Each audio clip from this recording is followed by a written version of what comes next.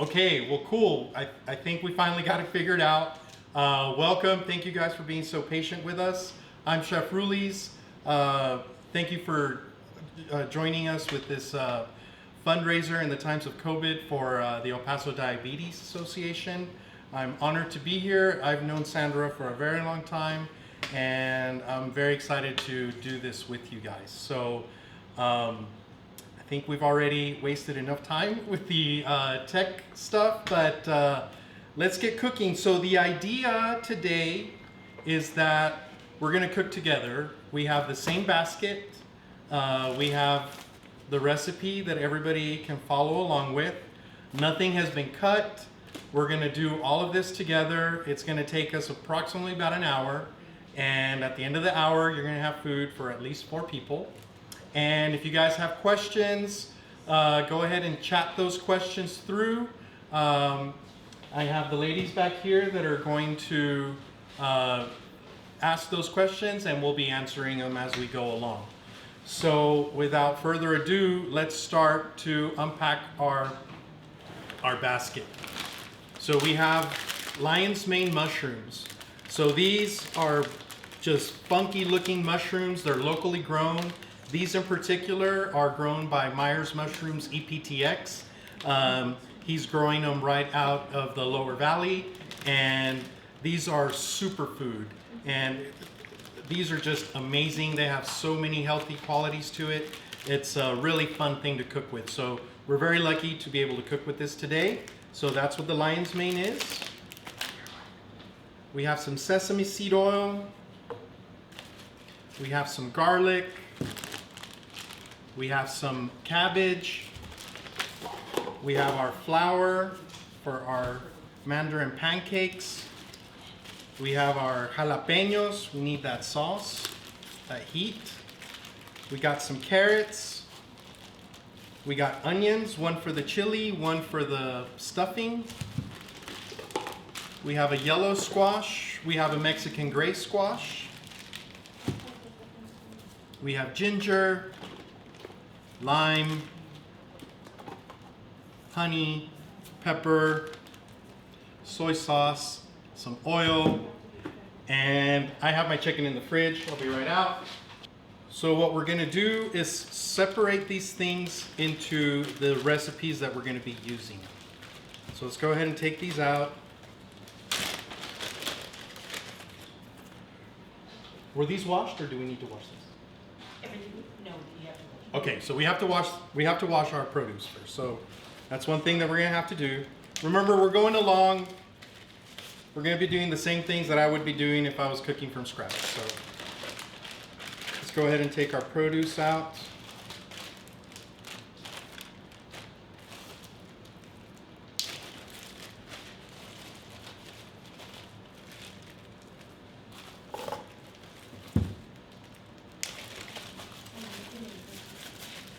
All right, so while I'm unpacking all this stuff, on the brochure, it says that we're gonna be cooking Chuco cuisine.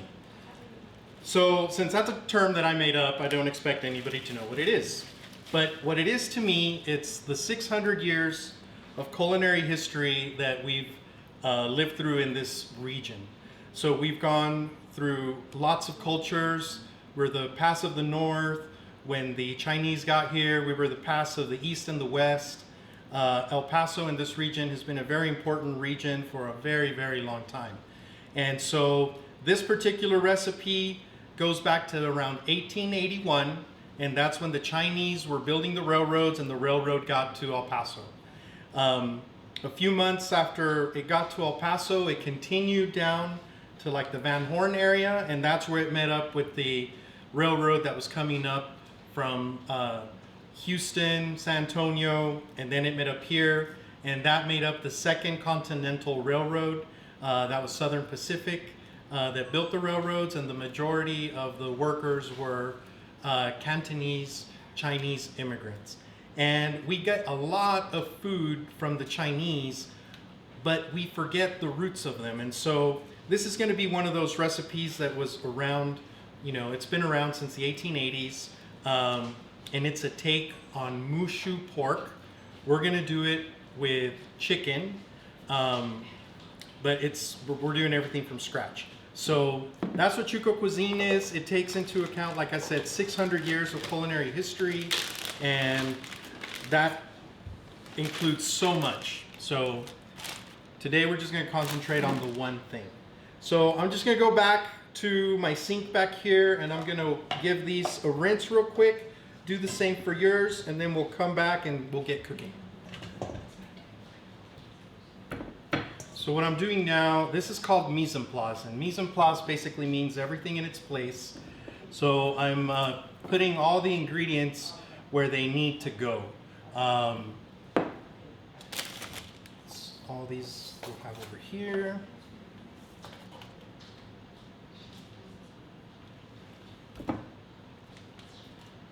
All right. So now that we've washed everything, the first step that we're going to do for this particular recipe is we need to get some water very warm. It doesn't necessarily have to be boiling. This should take about 3 minutes, and just set your temperature on high. And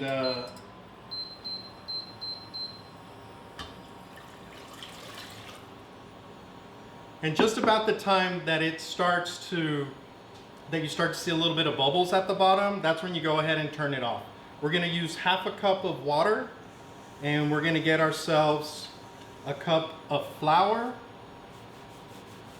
and we're gonna start with our Mandarin crepe. That'll be the first thing. The recipe cards that you got are in order, so we're gonna be going through that particular order when we're making this stuff. So we're going to take 1 cup of flour. Now this recipe is going to make about 6 crepes or 6 pancakes.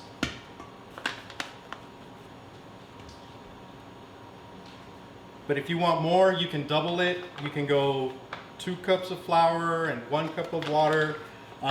This particular one you can scale up pretty easily, up and down. So again, it's a starting point, but you can definitely add or subtract as you go along. All right. So while the water is warming up, the next step we're going to do is we're going to go ahead and make our stir-fry sauce. So our stir-fry sauce, I'm going to use a jar. Like I said, I got the same basket you guys got, so we're all opening the soy sauce at the same time.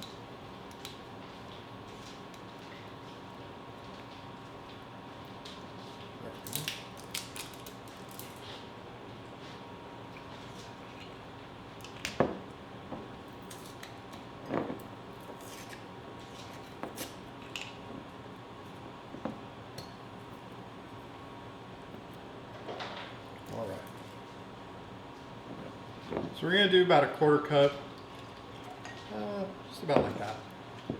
You can eyeball it, it's all good.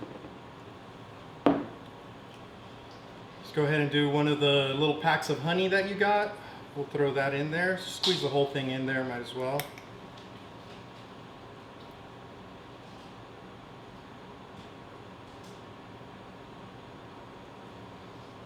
All right. We also have our ginger.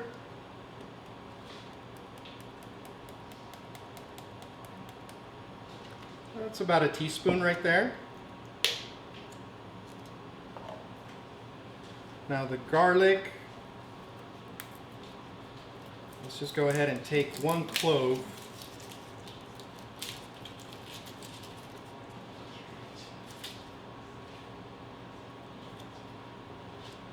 Set this up for right now.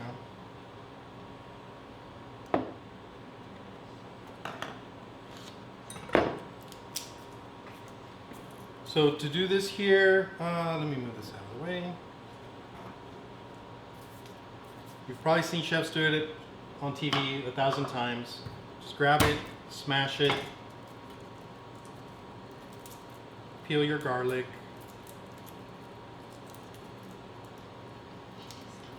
If you have a garlic press, you can use the garlic press, no problem. If you don't, you're gonna have to do it the good old-fashioned way. Just chop that up real fine.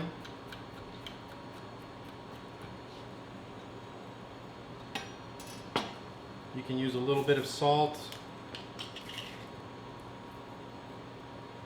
Like that.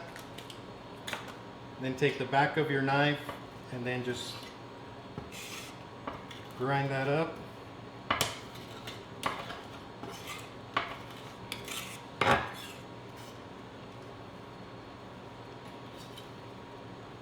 We're gonna throw that in there. It's gonna be very garlicky. If you don't like that much garlic, you don't have to put that much garlic.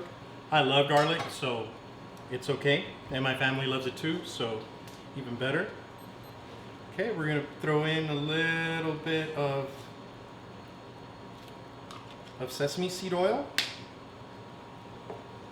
All right, we have our lime, and we're gonna zest a little bit of that skin on the lime, into here.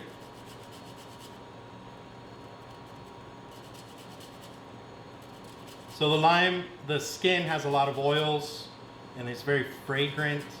It's just gonna give it a really nice pop. And then we're gonna go ahead and slice this up.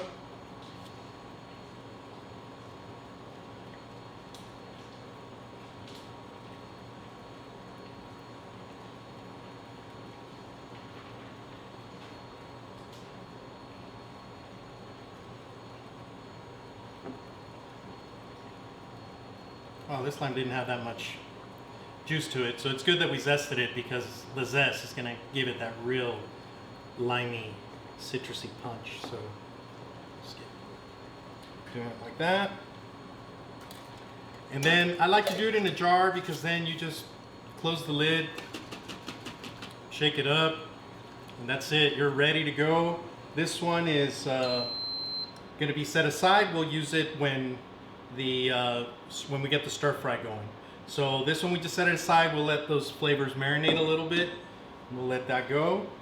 Our water has already heated up. Your water should be heated up pretty much at this time as well.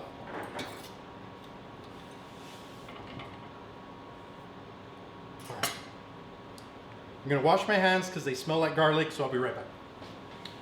All right, so we've gone ahead with that, so let's prepare. We got our flour over here. I'm gonna take a spatula.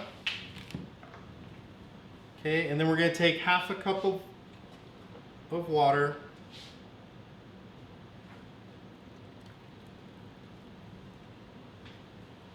Okay, we're just gonna put that in there. And then we're gonna start working that flour and that water together. 2 ingredients. This is super, super simple. This is a 2,000-year-old recipe. It was originally thought that they were feeding the armies with this food, because you would make a pancake and then they can fill it up with something simple, a simple filling. But it was easy for the soldiers because once this dough came together, they would cook it on their shields. And basically their shields looked, a little bit like a wok. So the shields gave way to the wok when they were out, on a campaign or what have you.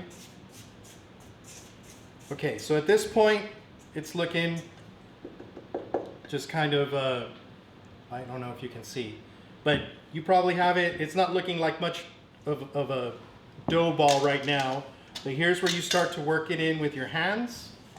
Just start kind of squeezing that together. Get in there. And as you start to work it, you're gonna see that it's becoming a nice little dough ball. So this just takes a few minutes, usually about 3 minutes or so, of kind of working that dough in.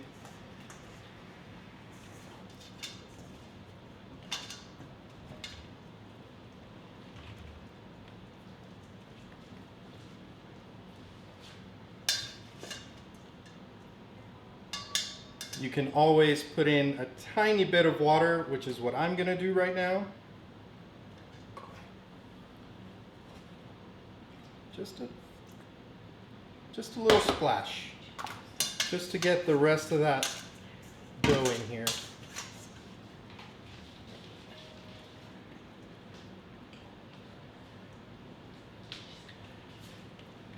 And then you just kind of work it into a ball. Roll it around down here.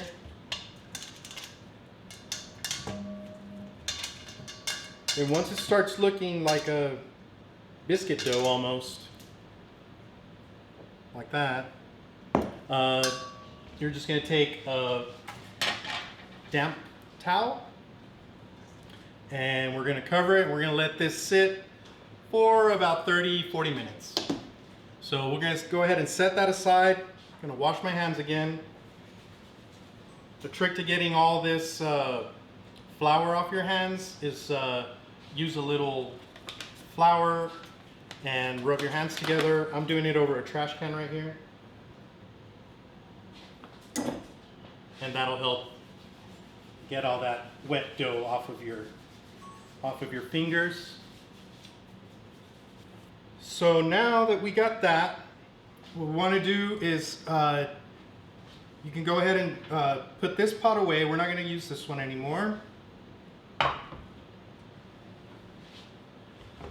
I'm going to take a cast iron pan or whichever pan you're using. You're going to give it about a medium heat. You're not going to get this super hot. If you have cast iron, just medium heat is going to be fine.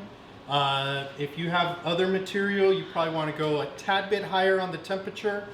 Cast iron will hold temperature a lot better, so it'll do its work. So if you have like an electric oven range, this works beautifully because it'll hold the heat and it'll heat up the way a gas would heat up a gas stove would heat up a regular pan. Electric will heat up a cast iron just the same. So it's good to know that. All right. So for the jalapenos, we're going on. We did the stir fry sauce. We did the mandarin pancake. Your next recipe will be the soy marinated chiles. And they're really simple. If you read back again, this dates to around 1881. This is when the Southern Pacific Railroad reached El Paso. This is really the coming together of Chinese and Mexican workers, because somewhere along the line there was a Chinese immigrant working the railroad, and there was, probably someone out working on the fields, and they came together. One of two things happened. Either I got that one on too high. Either the Chinese gave the Mexican soy sauce, or the Mexican gave the Chinese jalapeno. But whichever way it happened, we ended up with chiles toreados. So I call them soy marinated chiles because it's kind of my joke, because most people think these are Mexican, but they're actually a combination of Mexican and Asian. I'm poking a few holes in these chilies because we're gonna go ahead and throw them in the pan. All right. We're also gonna go ahead and do a little bit of oil, just a little bit.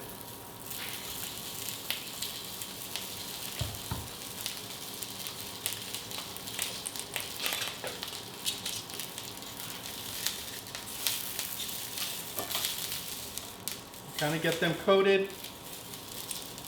Can they see that?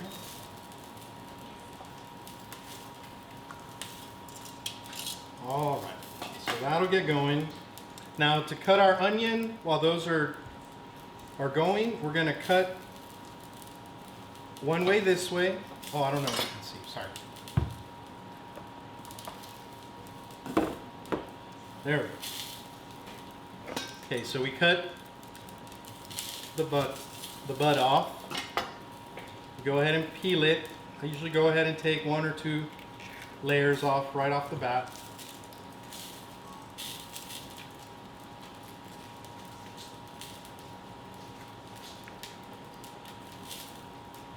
All right. And these, we're just going to julienne. So what you want to do is you want to grab your onion with the tips of your fingers, but pull your knuckles out, because this is where the knife is going to glide. You're going to keep your thumb behind whatever it is you're cutting. Make sure your knife is sharp, and then you just start to chop. And that's it.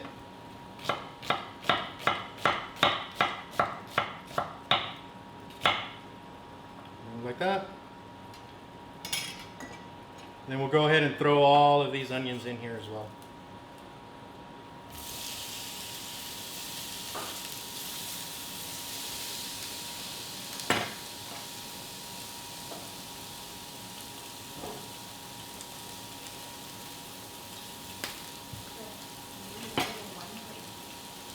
Oh yeah, that's very true. All right.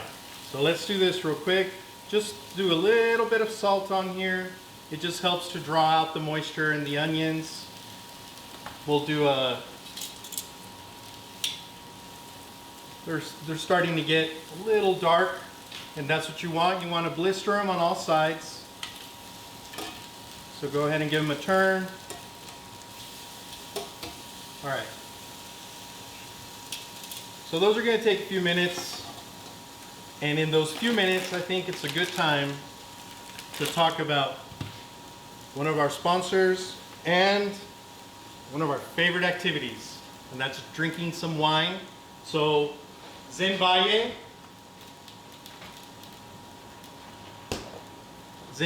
El Paso's only winery, vineyard, was kind enough to give us some desert rosé. And this is what they call an estate wine. So an estate wine means that all of the grapes were picked from the estate. This is a Zinfandel, and the grapes are left with the skins on for a little bit while it's fermenting, and then they take the skins out, and that's what gives it the rose color. This is not sweet at all. It's a nice dry wine.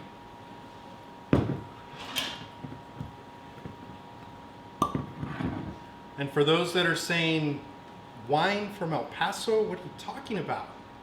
Well, let me tell you what I'm talking about. The second oldest vineyard in the New World is thought to be right down in San Elizario. So when the Spanish were coming up through here and decided to settle the area, because of the geography of it, it reminded them of Spain. And so they started growing grapes in this region. They started growing the Mission grape, and they started growing Tempranillo, because that's what they were used to growing in their homeland.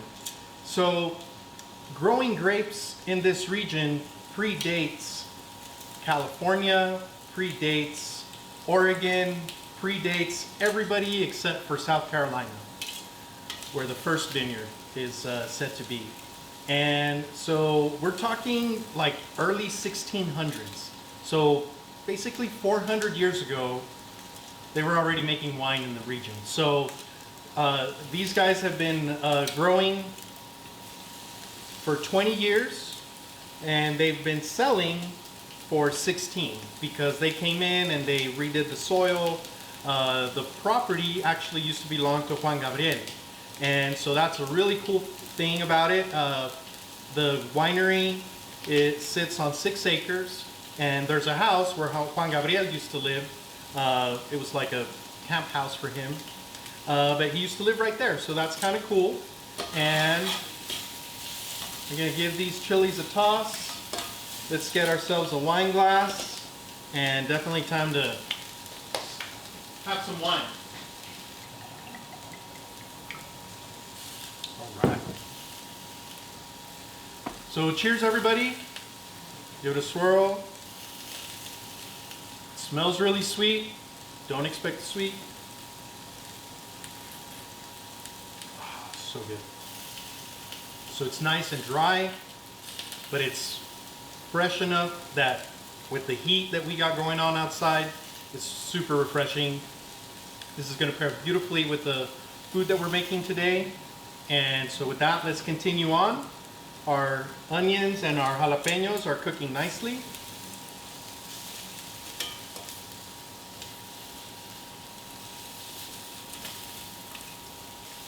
All right. And we'll let those go for several more minutes. And while that's happening, we're going to go ahead and finally prep everything for our mushu filling.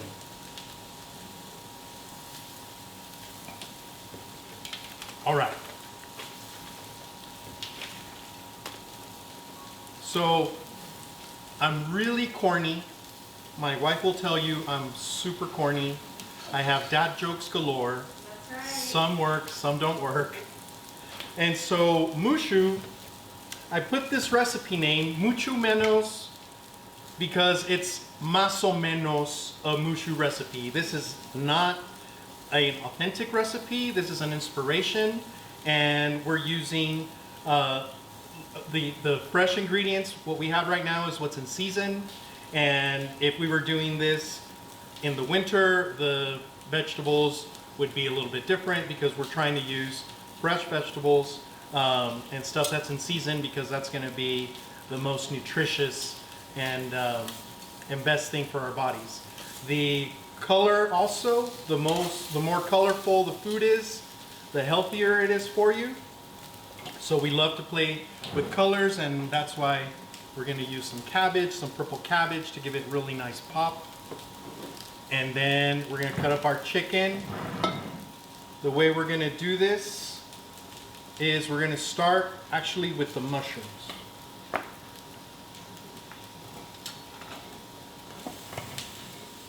I'm going to move my cutting board around. My cutting board has feet. If yours does not have feet, get a damp towel, put it underneath your cutting board, and that way it won't move around on you. This one has feet, so I don't have anything underneath it for now. All right, so the beautiful lion's mane. This, like I said, is such an amazing mushroom. You use the entire mushroom. You don't have to take out the stem or anything. What we are going to do is dry roast it first.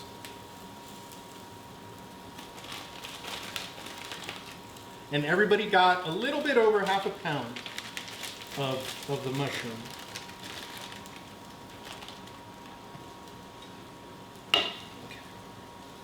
So this mushroom is special because it helps to regenerate nerve endings, people that have been in accidents, that need a little bit of extra help with their skin to heal. This is the perfect mushroom for it. It's full of nutrition. It looks really funky. It's earthy. When this cooks, it almost has like a lobster consistency. If you put butter on it, it's gonna taste like crab. I've made crab cakes out of this. We do sell them at our grab-and-go stores. So for those that didn't know, because of COVID and everything, we've had to change the restaurant, the way we do business a little bit. And we have room now to do a market. So we have this little grab-and-go market, and I do have these available for those that want to cook with these at home. You can pick them up at the restaurant. And they're, like I said, they're amazing, they're delicious. These we just want to chop up into little, about 1 inch squares, 1 inch cubes.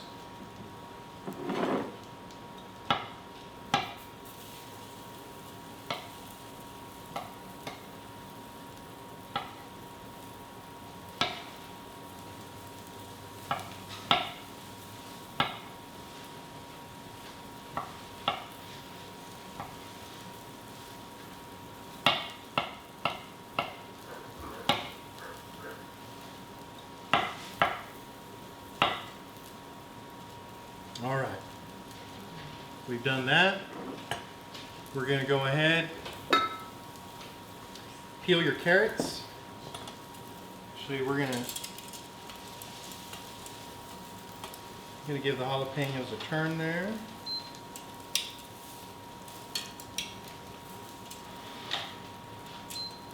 There we go.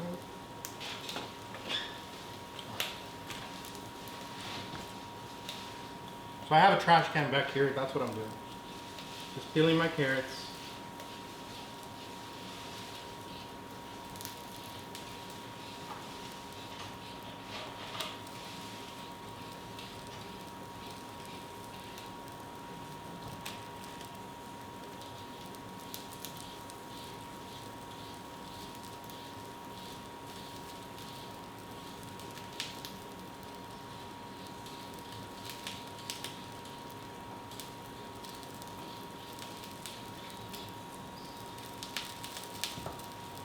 All right.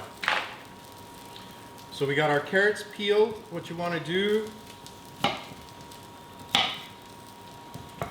is you want to get these down to about equal size. So what we'll end up doing is just kind of not chopping all of them down. Like we'll use this as is. We'll cut this in half. And the thicker parts I cut into 4s. Tip off of that one.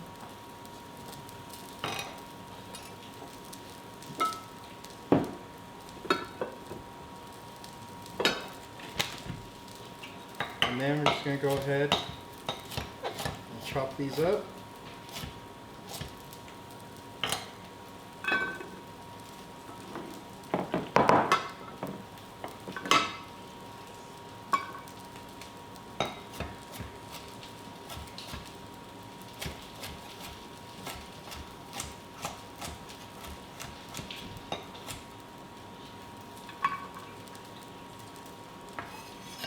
Oh, it's okay.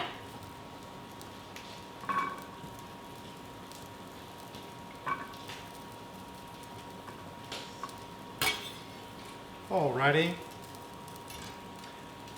And we can mix all this together because it's all going to go in the pot together.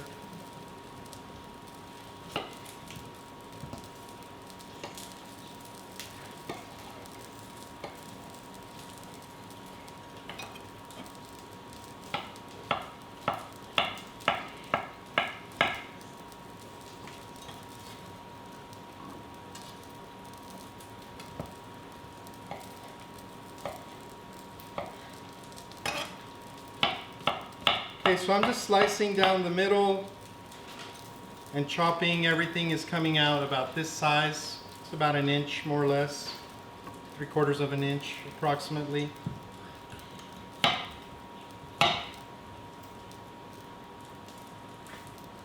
Kind of same thing with the carrot. You got this squash that's got the skinny end and then the fat end. So the fat end will cut into 4s. This one will just cut in half.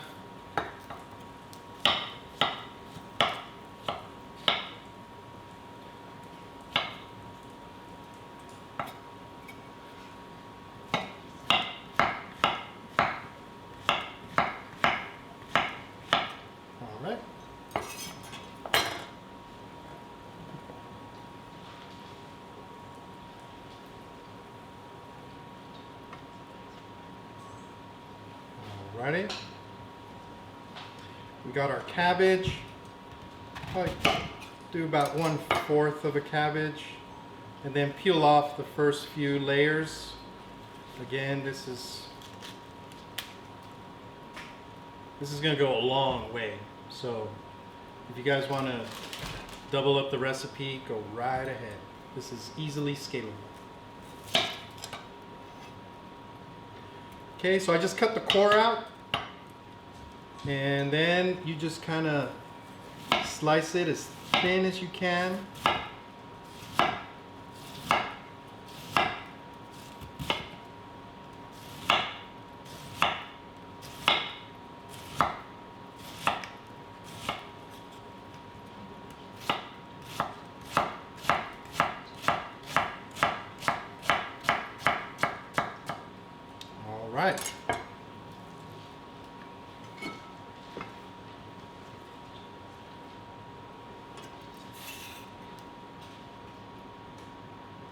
All right. Since we got some garlic, let's go ahead and, again, I love garlic, so I'm going to go ahead and throw another clove in there.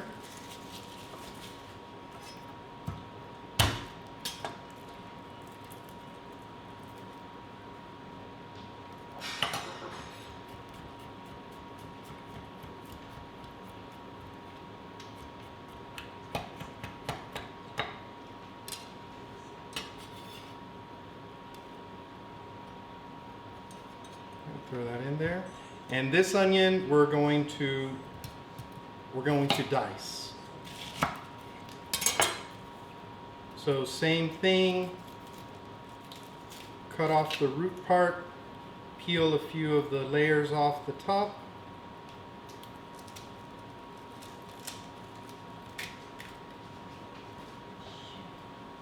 They could buy this one at the restaurant. Yeah, they can buy it at the restaurant. Oh yes, so this wine from Zimbaye, I carry this and 3 of their other estate wines. I carry this at the restaurant, so you can get this at the restaurant as well. Mushrooms, wine. See where I'm getting at? All right, so to dice this one, just cut some slits. Not necessarily all the way down to this area, but once you cut those, then you just come in, chop those down, and you use just about the entire onion there.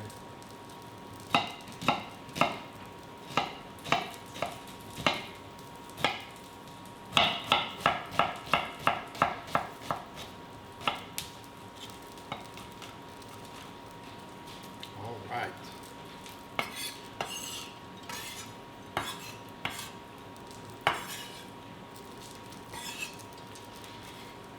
So again, you can go ahead and put everything together here.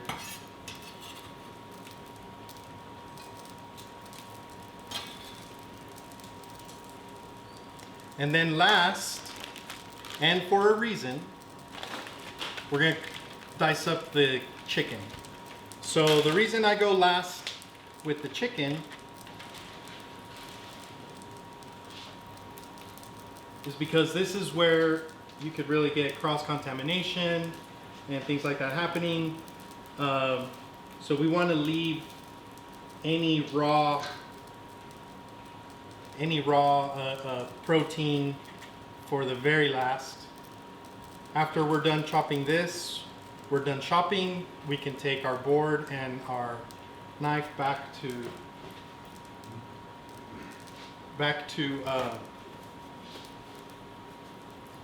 the sink and get it all cleaned up. All right, so this, you just want to, again, just cube it up. You don't want to go too big on it. We're going to cook it relatively fast.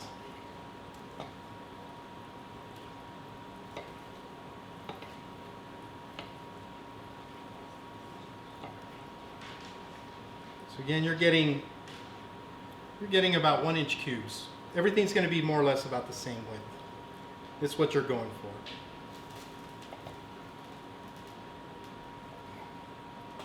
If you have any fat, you can trim that off.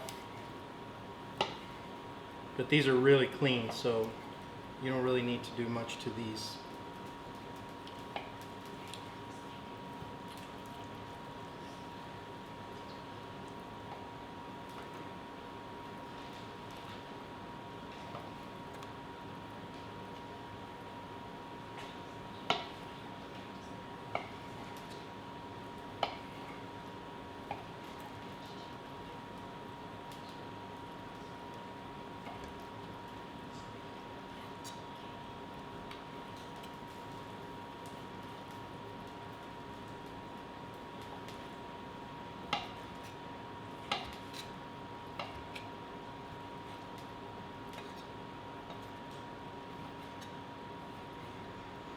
Alright, looks like the chicken is just about done there. So I'm spreading it out because I'm going to go ahead and season just with some salt. Go ahead and sprinkle all that salt in there.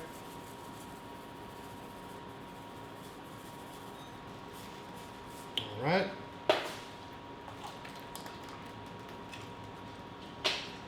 And then sprinkle some of that pepper.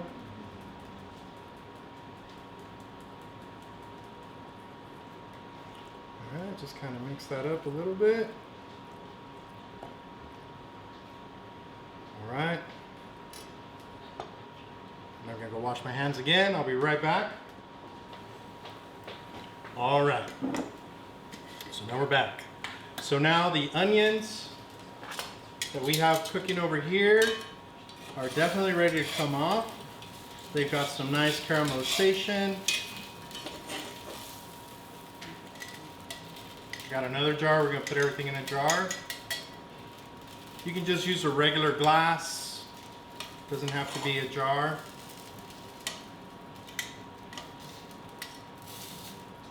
Okay, so we got these blistered a little bit.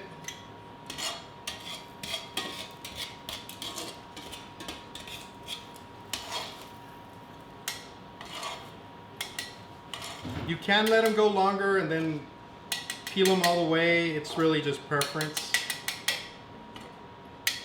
All right. So turn that off for right now. And now we take soy sauce. Just go ahead and open it up. All right, let's just cover up those chilies. And we'll set these apart for when the, there you go. Just give them a twirl in there.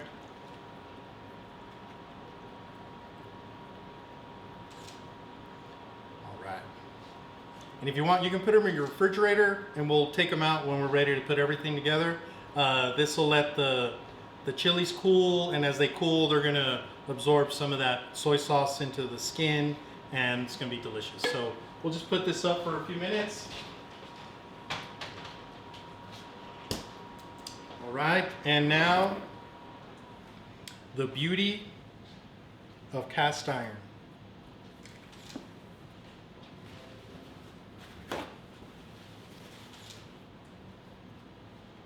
At this point, you've just used a little bit of oil.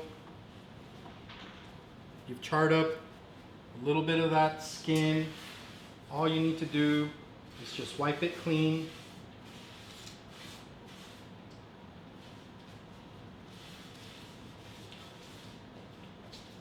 And you're ready to go for the next step. The pan, the cast iron, once you cook with it a lot, it's gonna get seasoning on it. So just whatever you put in here is going to get a really amazing flavor just from the time that it takes, you know, years of cooking and flavors, and that's why old cast irons are sought after. You know, grandma's cast iron, people want grandma's cast iron because it just has amazing flavor to it. And so this is going to be a one pot deal. Right now, while it's still dry, again, I just wiped it down. It's still pretty hot. Again, it's going to retain heat. So you want to get your heat up again a little bit. And what we're going to do is we're going to dry roast the mushrooms first. So mushrooms are like sponges. And so what we're doing with the dry roasting is we're relieving them of the liquid. So in other words, imagine that you're squeezing the liquid out of them. But then when we put them back into the mixture, they're going to suck up all those flavors that we're going to start to build. And so again, first thing, just throw them in there.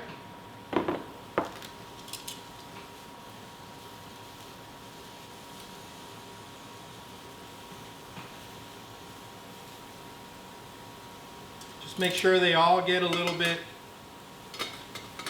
that they all get exposure to the pan. And a lot of times with cooking, it's just patience. You just have to sit for a minute without doing anything, maybe sipping a little bit of wine, and just let the pan do its thing. You don't really have to mess with it too much. You just kind of watch it. Obviously, you don't want to burn it, but you do want to see a little bit of color. And again, that just takes about a minute or two. Hmm? We're taking a wine break. Mm-hmm, mm-hmm. So we're taking a wine break.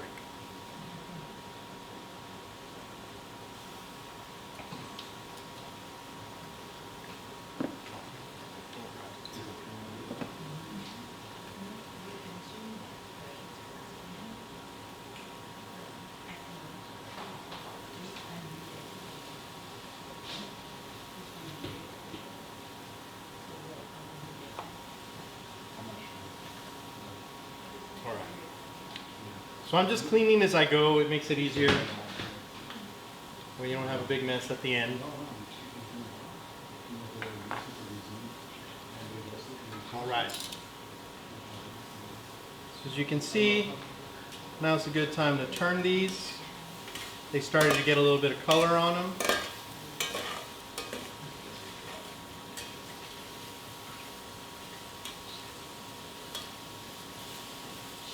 Chef, there was a question from one of the viewers about the sweet peppers. The sweet peppers. The jalapenos. Oh, What yeah. did which step of the process did you use the jalapenos? They're behind this. They're a little Oh, the behind. soy marinated. The recipe is the soy marinated chiles. They wanted to know if they sauteed them or steamed the chili. Saute. Okay, yeah. You saute, and you get a little blistering on the skin. Again, you don't have to go all the way and peel them.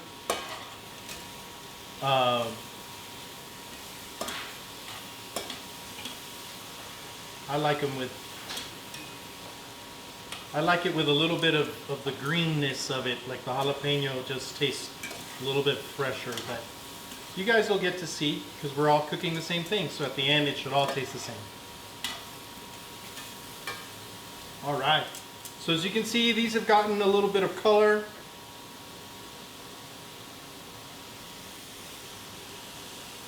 Let's see if we can tell there a little bit. All right. So now that they've cooked, we just want to go ahead and remove those, let them rest a little bit.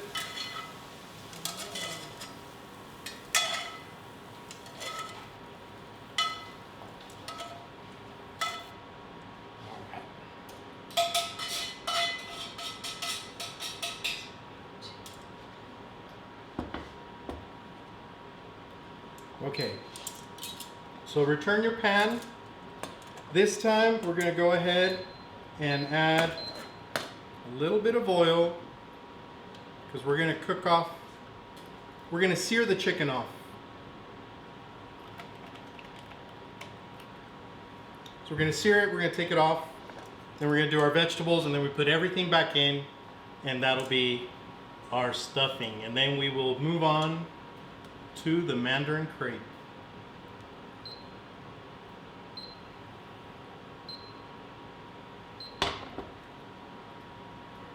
Alrighty. Oh, this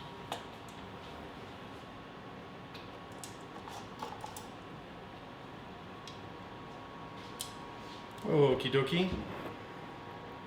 So now we're just going to go ahead.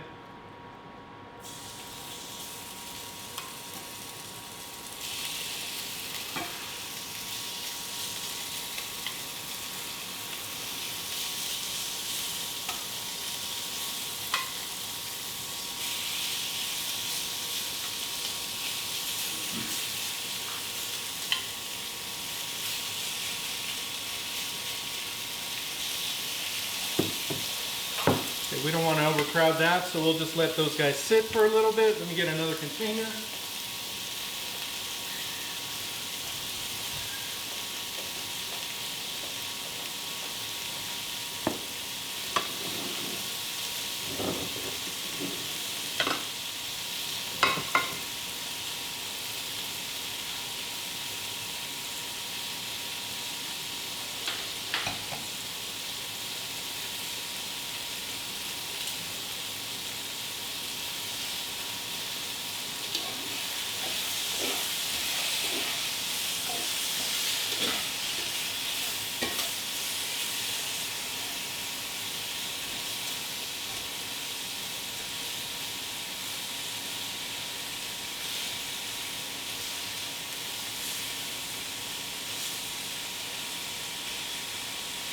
Okay, and right now I'm just making sure that all the raw parts hit the skillet, because we want every little side of this to get a little bit of brown.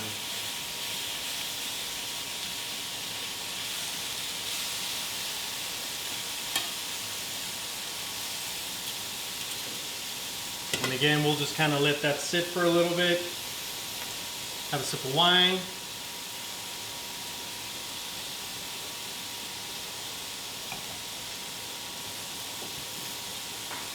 You got to be patient, just kind of let the pan do its thing.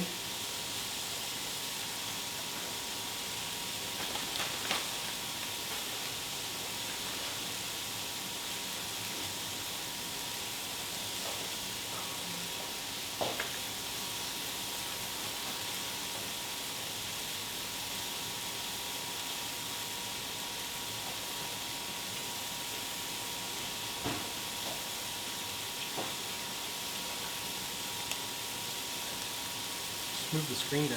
There you go.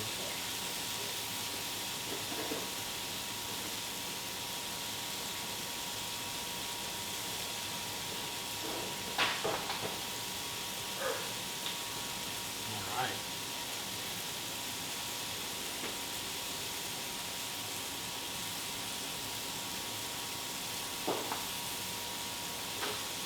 We got all the tech working now.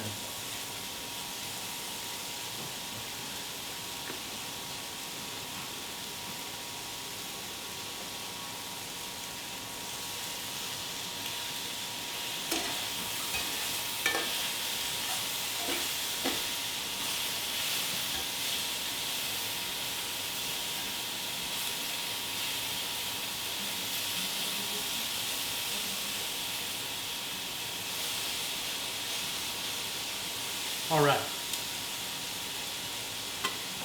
So while that's getting some color, again, we just have to be patient.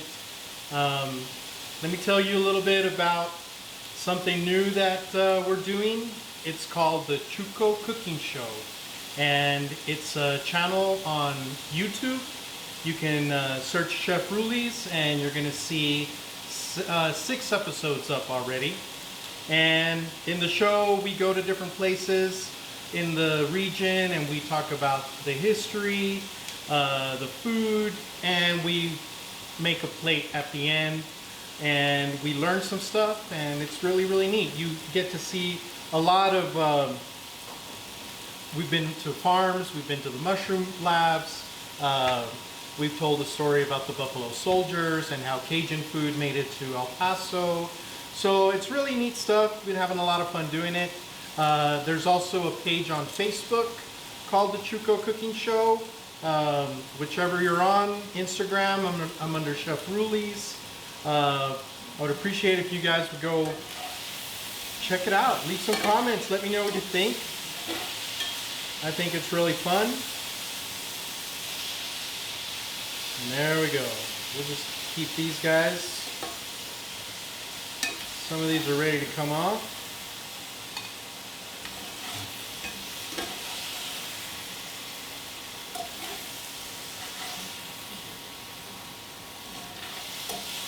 And when you're cooking like this, the pan will let you know. If it's easy to release, then it's ready to be moved. If it's still stuck to the pan, then you got to give it a little bit more time.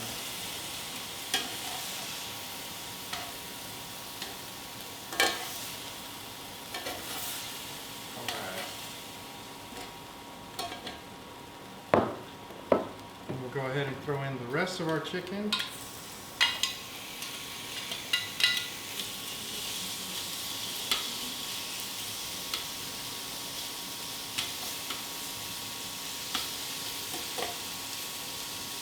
All right.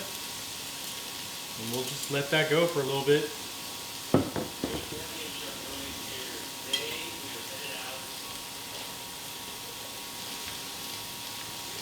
Is there a question?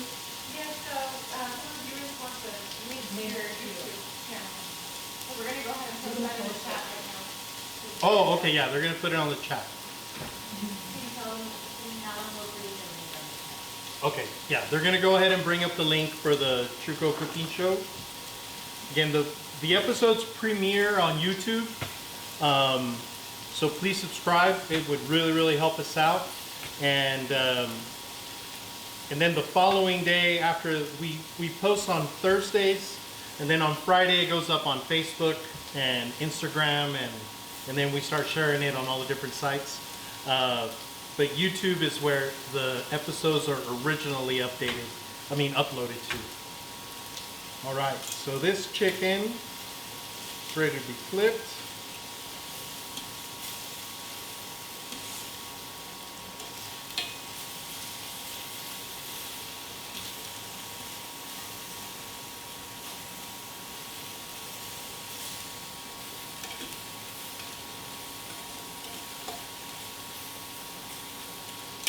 All right.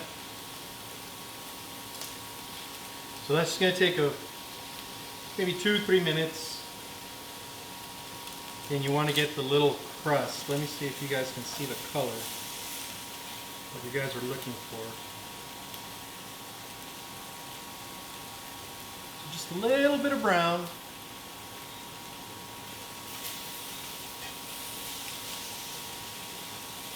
And we want to sear it because this is gonna continue to cook. But that color just gives it flavor. And since we have wine, we'll go ahead and deglaze the pan when we take this out. Put a little bit of wine in there. Then we'll throw in a little bit of oil. We'll throw in these vegetables. We'll let those cook down. Again, it's just patience, giving them time to release like the sugars, like the onions release sugar. And I know a lot of people get turned off by raw onion, but cooked onion is just so sweet. And it's amazing the transformation that heat gives onions. But everything really, like carrots, once they get a little char, their taste just is so different and so rich, just more complex. It's really cool. I love grilled carrots. I love putting anything on the grill. Again, because a lot of this food has natural sugars and starches that once you add the heat, they caramelize and they just add so much more flavor. It's really cool.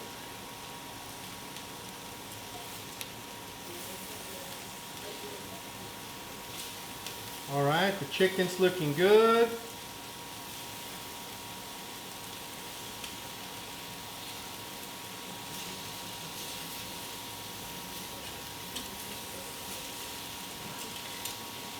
There are some thicker parts that I just need to move around, but everything else I'm just kind of leaving in the pan. Let the pan do the work.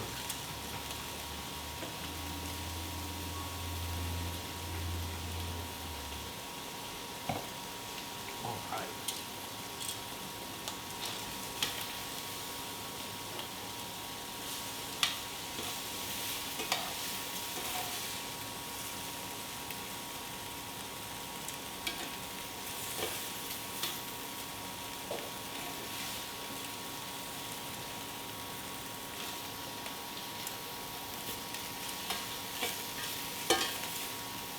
All right.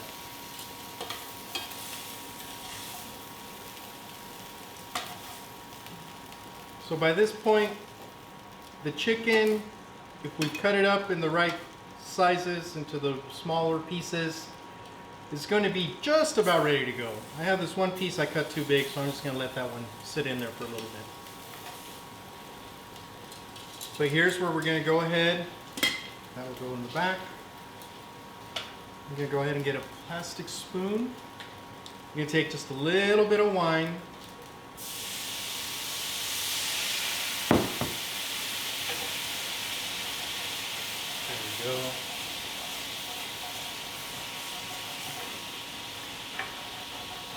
And we're going to scrape the bottom of the pan. All those little bits are going to get picked up. Okay, and while there's still a little bit of liquid in there, we can go ahead and start to add in our veggies.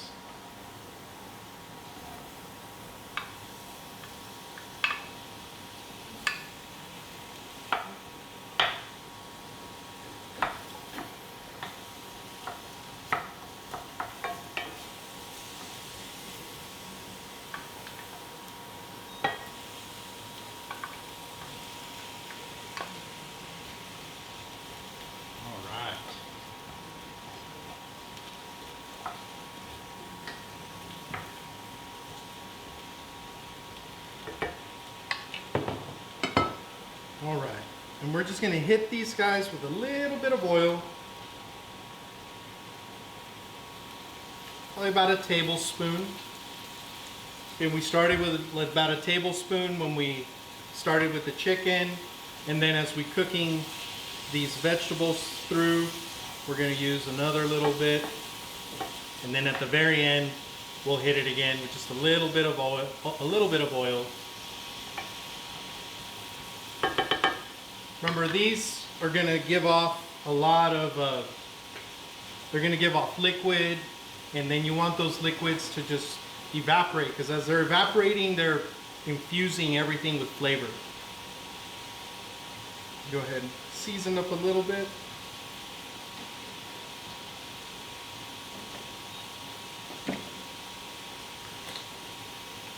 I used up all my salt because I grabbed it with dirty hands, and you're not supposed to do that, so I apologize. But if you have more salt, just add a little bit of salt to this. Remember, it's going to take some soy sauce, so there'll be salt in the stir-fry sauce. But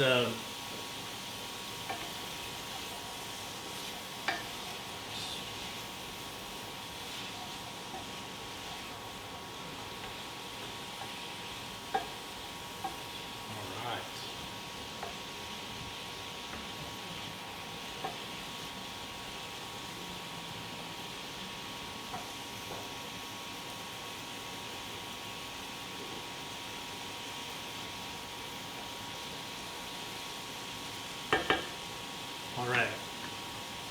We'll probably be cooking in 2 batches because it's a lot of food. I mean, this, like I said, this will feed like 4 people, probably more. And it's something that you can also do with like leftovers. If you have a lot of vegetables in your refrigerator and you don't know what to do with them, just chop them up together. Usually, if all your vegetables are in season, they're gonna play well together. But if you try and put like a summer fruit with a winter vegetable, then normally it's not gonna work. But if you put summer produce with summer produce, you know, fall produce, winter produce, if you put it all together, it's gonna work out really well. So the flavors will match, the flavors will complement each other, it'll be a good deal. And so that's the beauty of cooking with seasonal ingredients. You're going to get the best flavor combinations. And those are the ones that Mother Earth intended. You know, you can't fight against Mother Earth. She's gonna win every single time.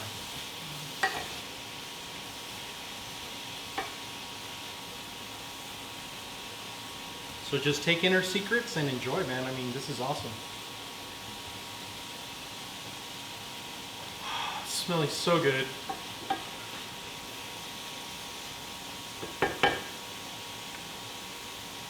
Okay, I'm going to remove a little bit of that.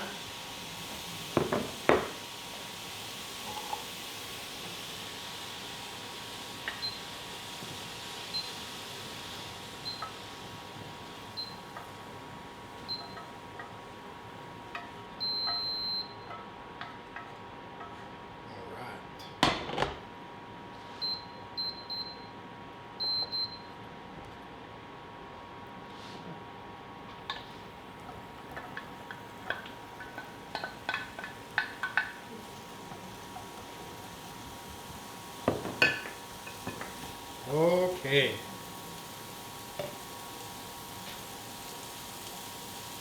And just a tiny bit of oil. Not much.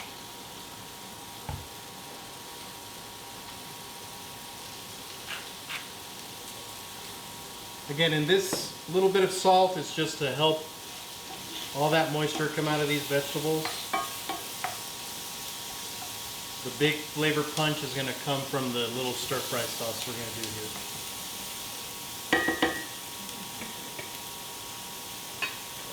Almost, almost. Okay. I have a 4-year-old daughter. So if you didn't hear her, good.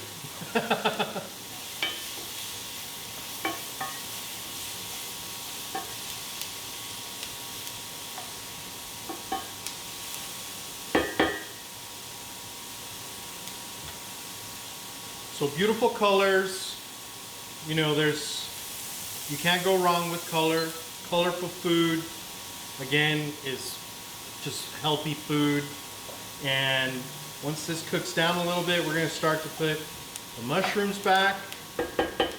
And we're gonna do the cabbage. The cabbage depends on how you like it. I like it a little crunchy, so I'll put it way at the end.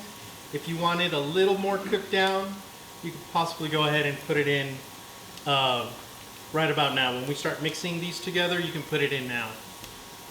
And that'll wilt a little bit more. But I kind of like the crunch. So I'm gonna go ahead and do it a little bit towards the end instead of right now.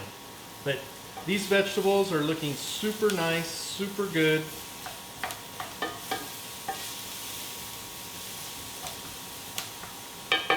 It's a good time to go ahead and put in our mushrooms.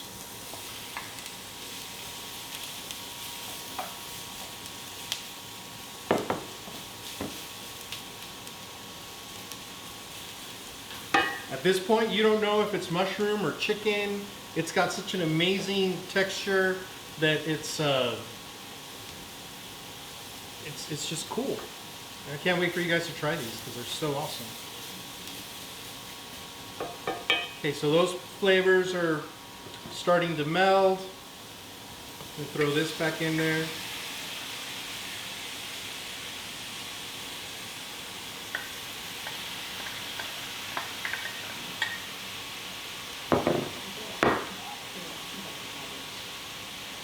Yeah, I just mentioned it right now. Okay, so the cabbage. Again, you guys can go ahead and put it in right now. And it'll start to cook down. I'm gonna save a little bit for the end for me, because again, like I mentioned, I like mine a little bit crispy for that crunch. So I don't like it that cooked down. So we'll do that.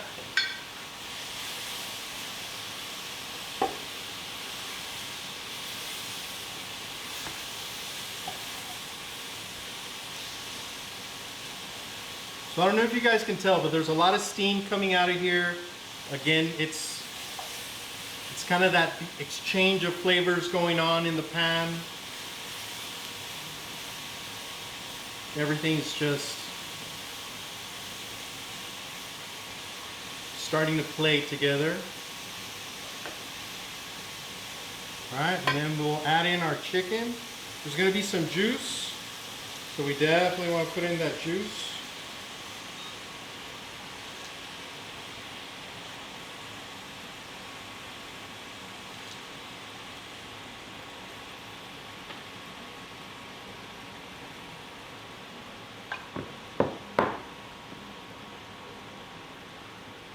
Some of that on there.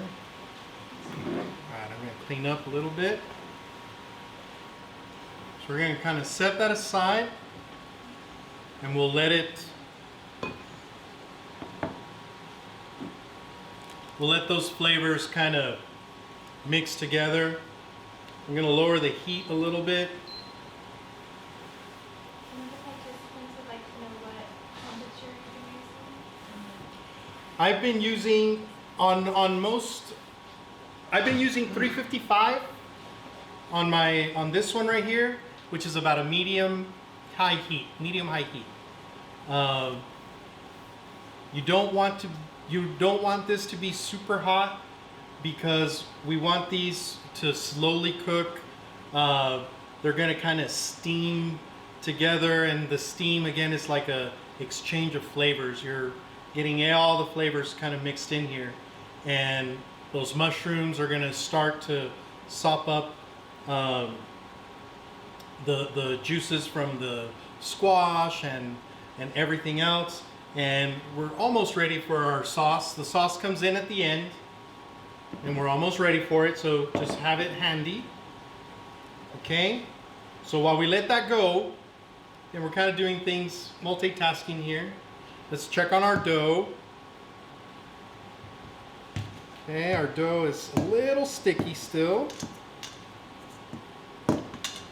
And that's all right.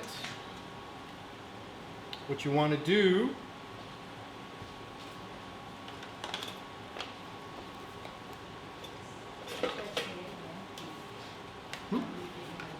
Okay, so we're checking on our dough, and right now it's still a little sticky to the touch.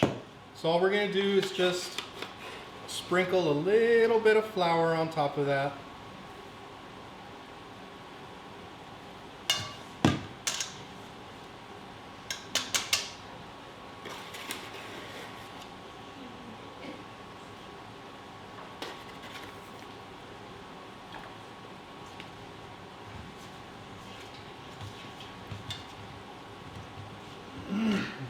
Okay.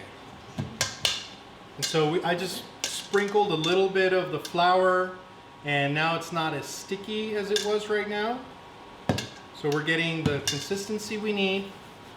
And now for the fun part. Get yourself a clean towel, and this is where we're going to put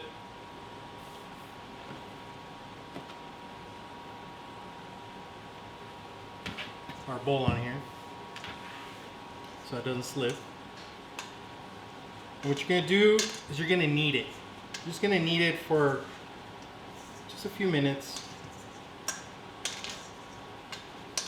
You want that dough to come together.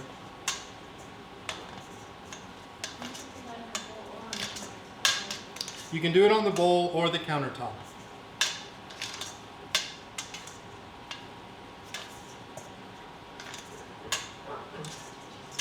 I have to clean up my own mess, so I'm trying not to dirty up the countertop too much.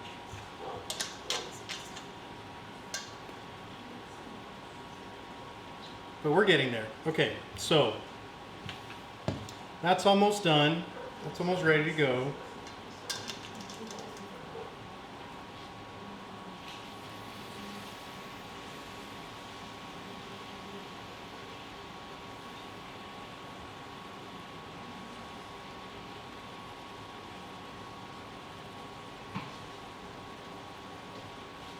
Okay, those onions are still a little crunchy, so we're going to let them go a little bit longer.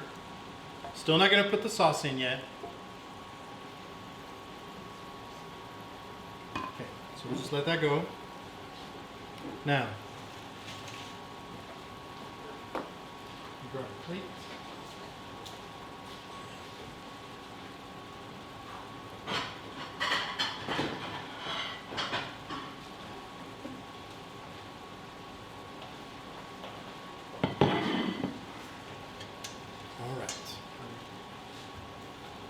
So put this over here. Now is where it starts to get a little messy. So lightly dust your countertop. Okay. Then what you want to do with this dough ball is start to roll it out.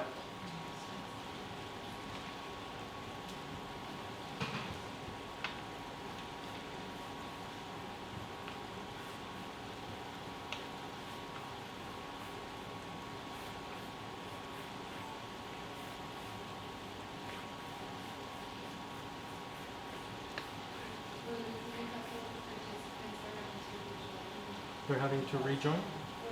Okay.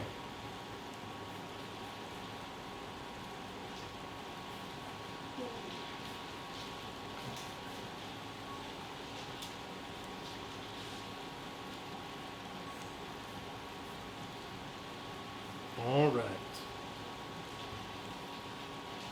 So if you don't have a dough cutter, that's okay. You can use a knife.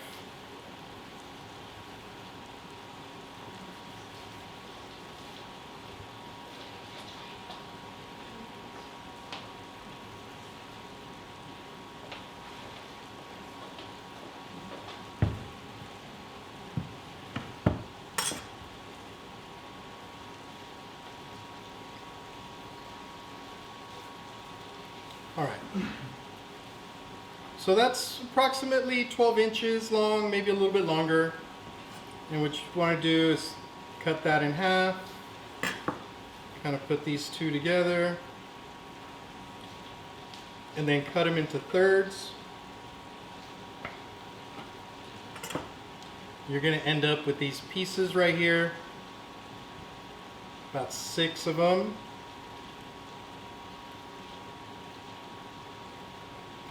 All right. Yeah, they're about 2-inch pieces. Okay, so once they're there, you want to go ahead and with your glass just smash it. You're going to get a circle that's about 3 inches more or less. Okay, do that with all of your, and it's floured, so it's not going to stick to the bottom of your glass. And if it does, just put a little bit more flour. A bit bigger.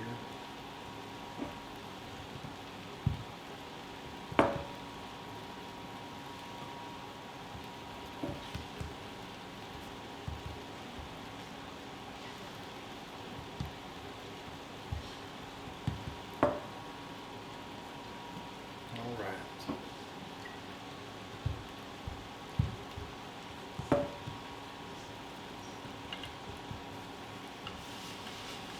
Okie dokie. So now you have these 6 little patties here. We'll come back to those in just a second. This seems to be getting to the point we want it.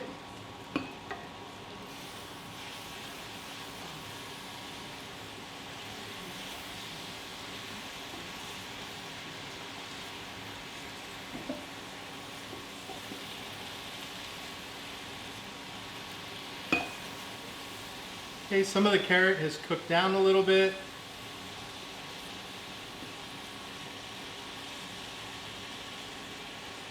Oops. Back in here. All right. Now we're going to go ahead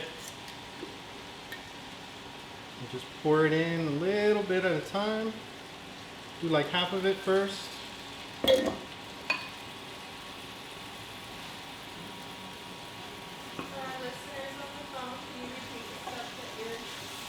But I'm just doing, okay, so now the carrot's a little more cooked down. It's still a little, it's got bite to it, but it's good. And stirring it around, I put in half of our stir fry mixture.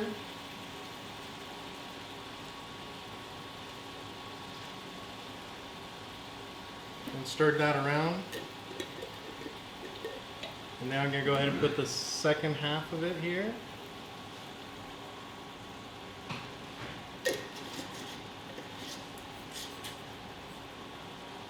And that does it there. We'll just let it, again, we'll let those flavors mix in together. That steam is getting through everything here and imparting all that flavor into our little filling.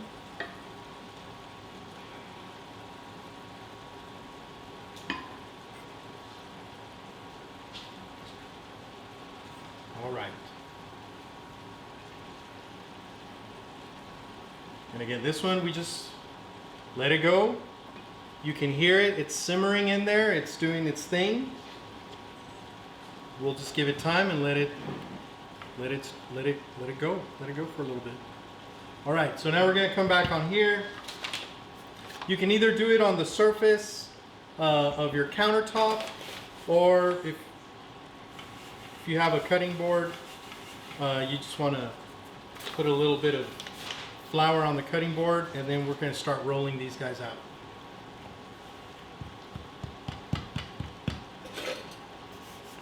Okay, so we got the circles now. What you want to do is roll.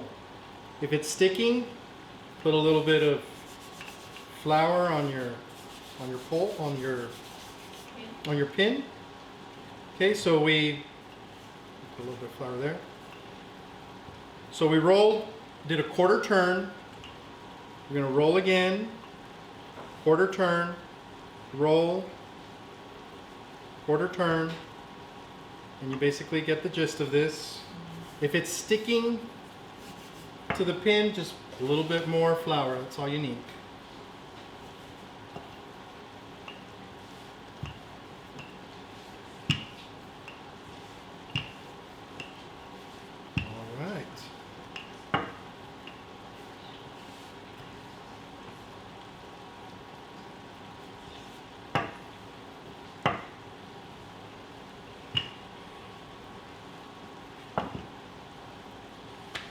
And as you can tell, I'll show you right now.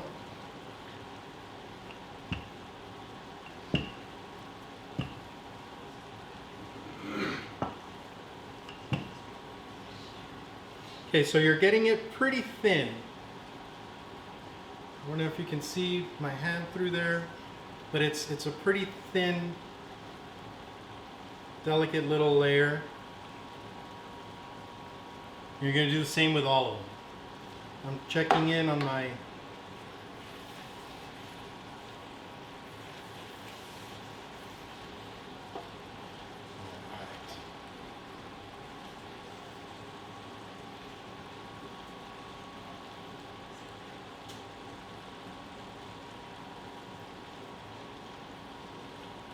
Okay, that thing's just doing its thing.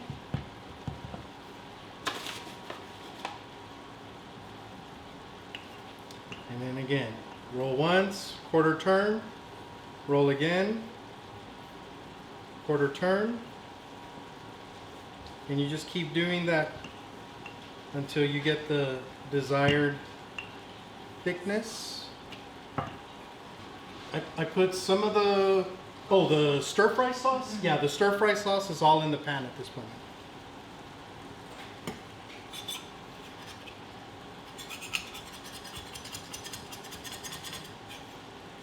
All right. So that one got a little stuck. So we just need to put in more flour. They don't stick together.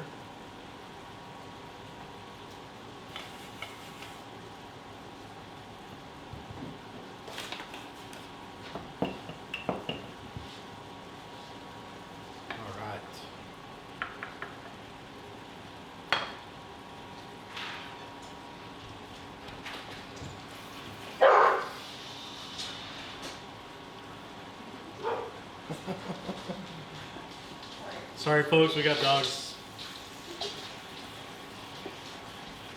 All right.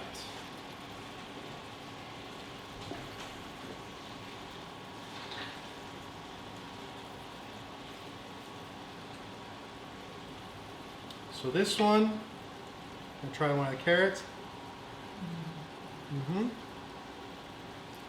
Still got texture to it. That's awesome.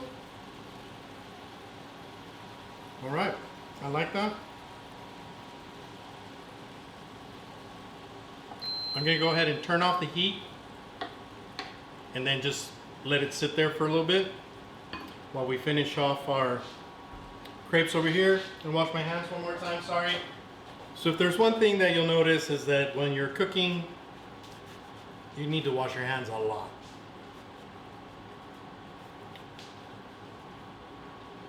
All right. Let's finish rolling these babies out.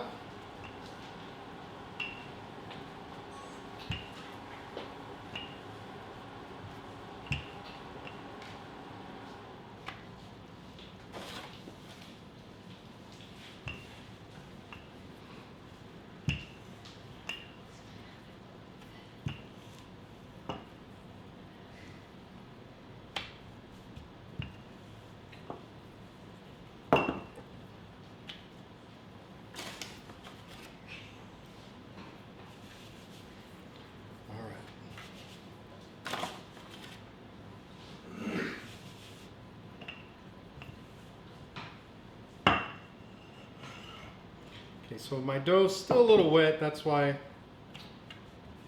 it's sticking, but just kind of put the flour on it and be gentle with it.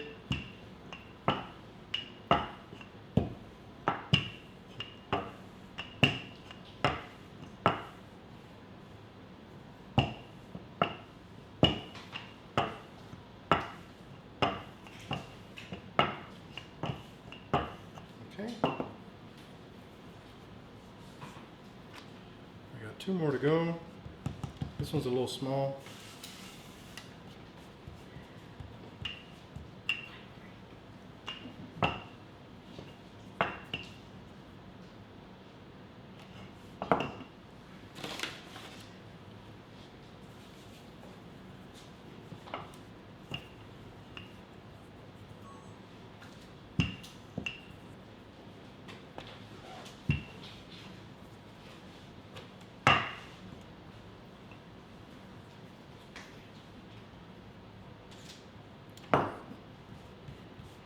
So in hindsight, it could have sat a little bit longer, but that's okay because the flour will fix anything.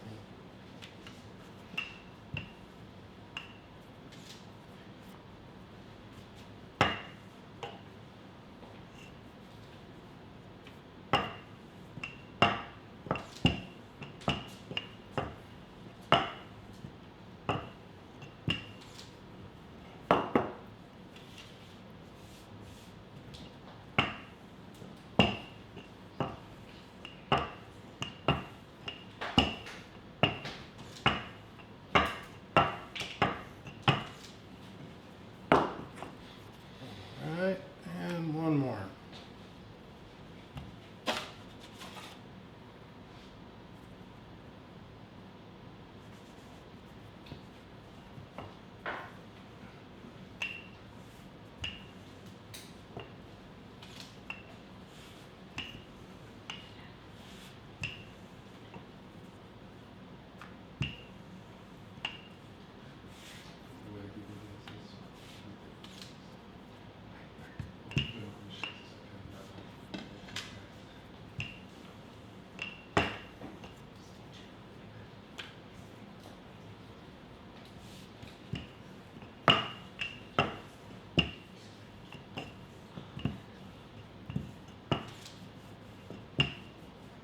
Okay, I got a funky shaped one there, but that's alright.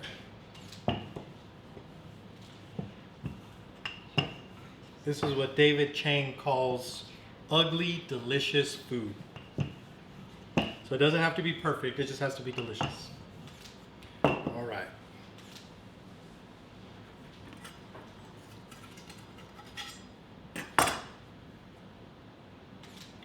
Alright.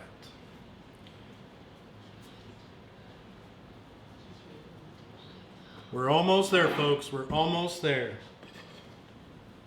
All right, this is hot. I'm going to move this over here. I have another cast iron skillet.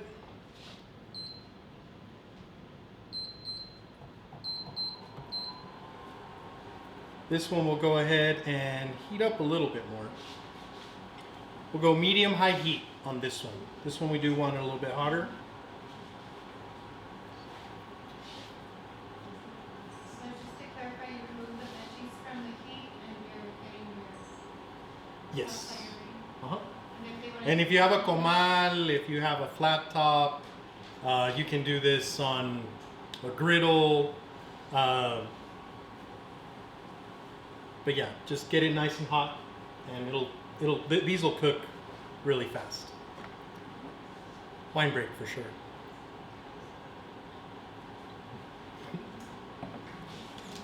Okay. Bring some plates too. Well, yeah. So the whole Triple D thing took place over it was less than 2 weeks. I got a text on a Friday night from an unknown number, and it was someone saying that she worked for Triple D and if I'd be interested in appearing on the program. So it was Friday, we were busy at the restaurant. I thought it was a joke and I ignored it. I ignored the text. And then a couple of hours later, my friend from Dead Beach Brewery gives me a call and says, hey, someone from Triple D was scouting the area and I gave him your number. And I said, so it wasn't a joke? He was like, no, that wasn't a joke. I was like, oh man. I was like, well, let me call her back. And so I sent her a text and I said, hey, I'm interested, of course. You know, what do we need to do? And she said, well, we'll set up an interview tomorrow. So that was on Saturday. We had a quick interview. It was 3 questions. One was if you make everything from scratch. If it was our only location. Both of those answers were yes. And then they asked if we had a freezer. And I said, well, yeah, we have a freezer. And they asked, well, what do you use the freezer for? And I said, ice cream and seafood that we get frozen because we're in the middle of the desert. So obviously we don't get fresh seafood. And they said, okay, you passed the first test. The next interview process is going to take about 3 hours. And I said, okay, I cleared my calendar. and we started the interview, and they basically went over every single item on my menu. They asked how it was prepared, what sauces went into it, and after breaking everything down, she told me that she didn't make the decision, but she was pretty sure that, you know, we would get picked to be on the show.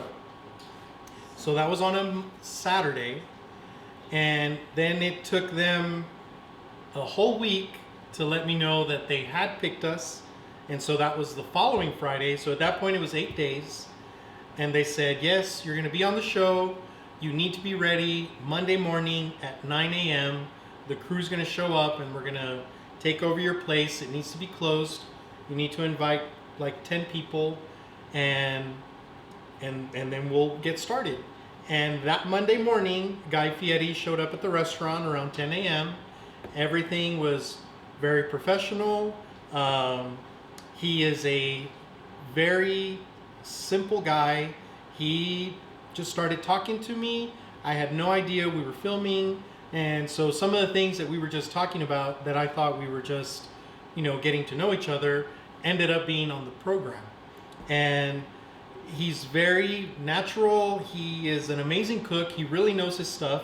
Behind the scenes, we were talking technique. We were talking, you know, ingredients. We were talking a lot of different things. And he is really just a genuine person. What you see on TV, that's what you see. It was just a really fun experience. The crew, total professionals, and I think they really made us look good. So it was a lot of fun, and I would love to do it again if they do it. They do Triple D Nation, where they come back after a few years and check on the restaurants that they featured. So we'll see what happens with that. But for in the meantime, we're on Food Network. There's a website. There's a web page within Food Network that features the restaurant, 2 cooking videos, and a recipe. So go to foodnetwork.com. On the search bar, just look Rulis International Kitchen, and all of our stuff will show up on that page. So it's a lot of fun. It was a great opportunity. I'm happy we did it, and it's opened up the door to do more things. So now we're doing the Chuco cooking show. And we're telling the stories that I've told for many years, and now putting them into, you know, actual dishes, and people can see and taste. So what you're cooking right now and what you're going to be tasting right now is history. We're going back over 100 years, you know, about 140 years to taste this recipe. And without further ado, let's cook these pancakes. Now, again, this is a Mandarin pancake. That's what they call it. You're going to put that down on your hot skillet, and you're going to cook that for about a minute aside.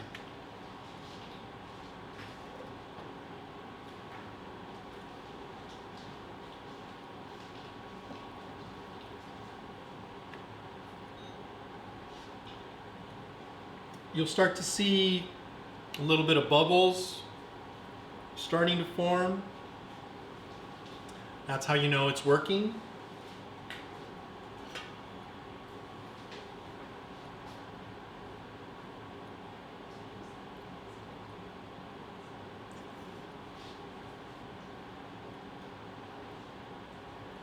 Again, you just kind of want to let the pan do its thing. You really don't want to mess with the food too much. It's just time, you know, on the pan that's going to give it the color. It's going to give it, you know, the texture that we want from this.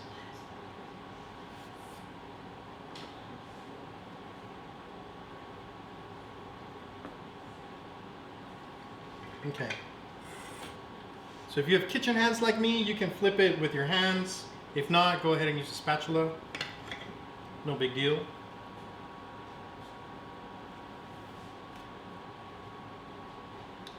All right, we're going to turn it over. We're going to give it about, again, just about a minute or so. You're going to see some of the bubbles starting to form there. And the bubbles are just the air that was created when we were kneading it. because there's no yeast in here. There's flour and water. You saw the ingredients. So this is just natural air pockets that were formed when we were kneading the flour, and it's been 30 seconds there. We'll give it another 30, and I think we'll have the color that we're looking for, and then we'll continue to do so with the other ones.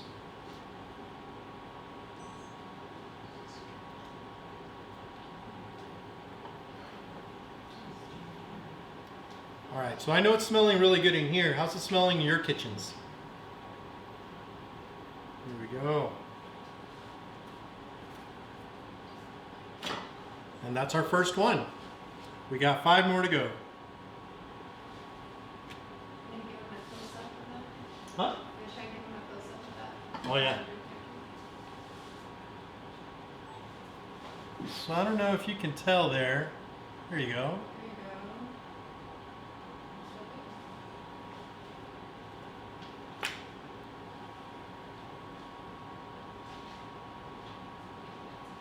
All right.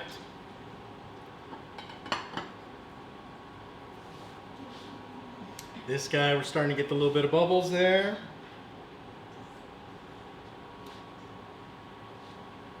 About 45 minutes there. There we go. Huh?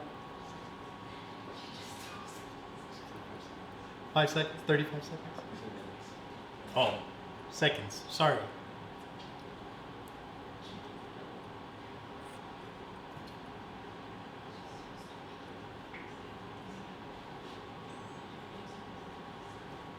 All right.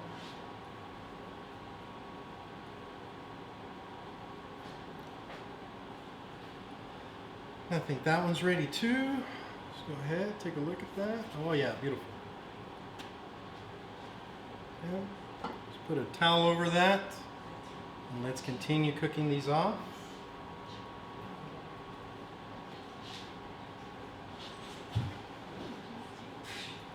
Okay, while that's going, I'm going to rinse this one off right back. Just in time to flip. There we go.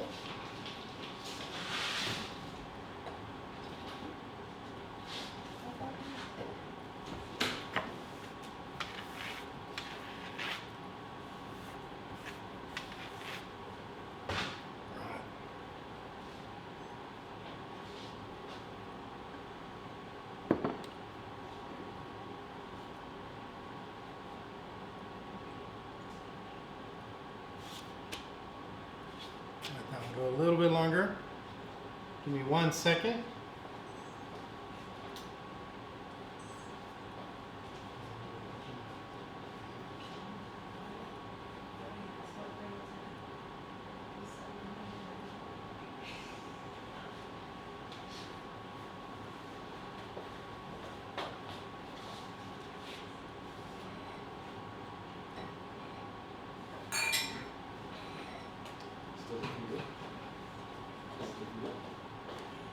Okay. I do have some crew back here that deserve some wine too, so I'm going to pour them a little bit of wine. Okay, my griddle temp right now is at 370. So again, about medium high heat. I need more too. There we go. I'll be right back.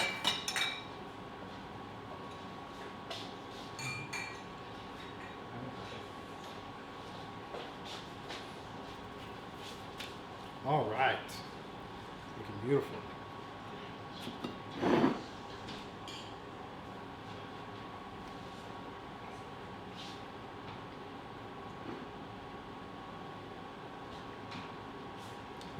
right.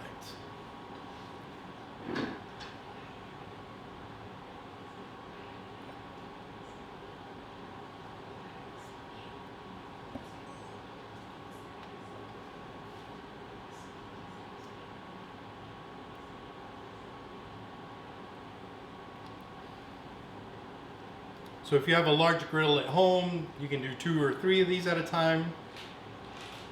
The reason I did it this way was because I wanted everyone at home to know that they can cook with just about any equipment that you have. These are really basic things, you know, chef knife, rolling pin, you know, a comal or a skillet, just really everyday things. So you don't have to go out and buy any special equipment or anything like that to cook these recipes. And they're beautiful, they're delicious, they're tasty, they're awesome.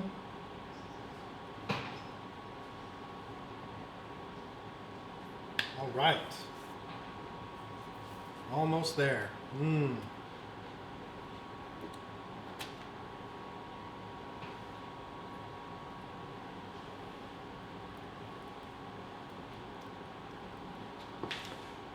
Okay, we just got that one and that one to go, and then we're almost done.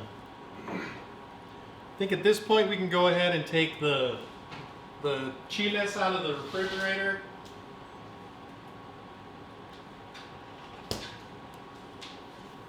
They've cooled off a little bit. They've sopped up some of that soy sauce.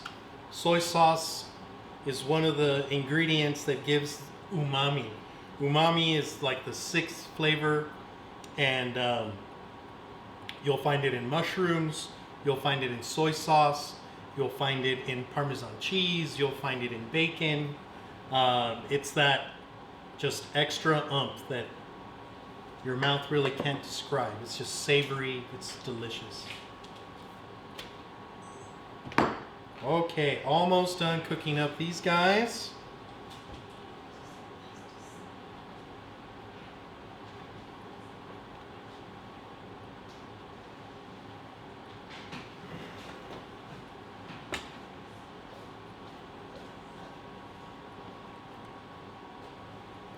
We're almost there.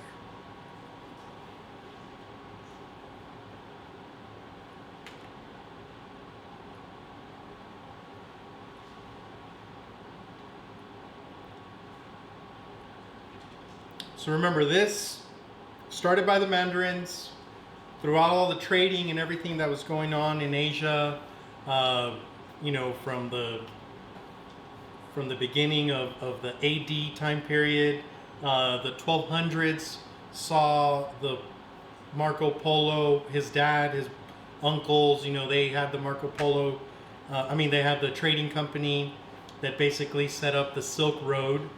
And so Chinese techniques, Chinese ingredients started making their way through what is now like Pakistan and Afghanistan, and they went through the Morocco, they went through Italy, you know, up through Turkey, into Greece, you know, the whole Mediterranean. All these ingredients just kind of spread through there.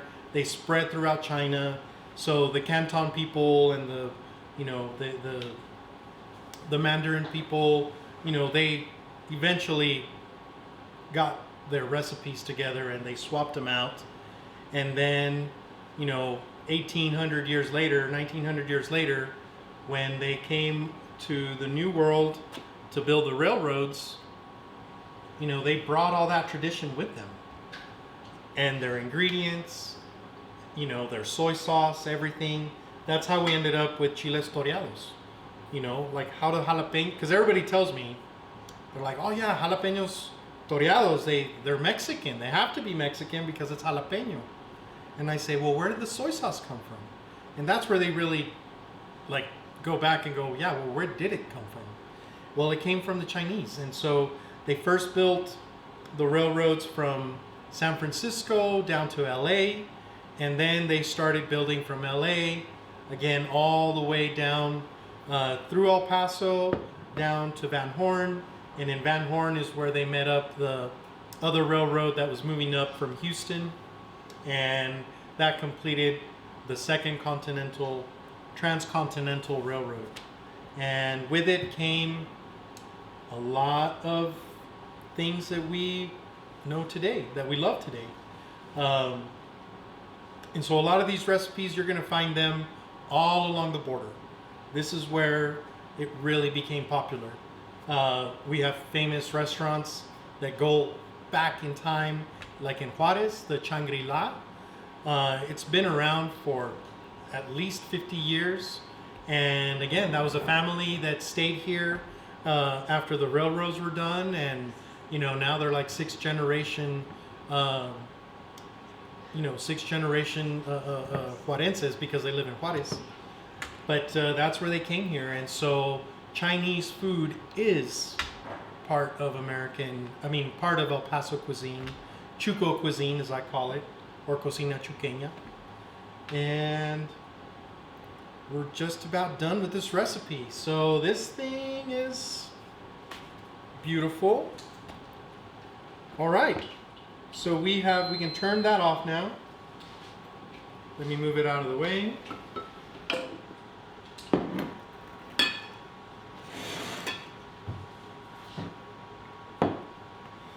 Okay, and now we will start to build. So you'll take your plate.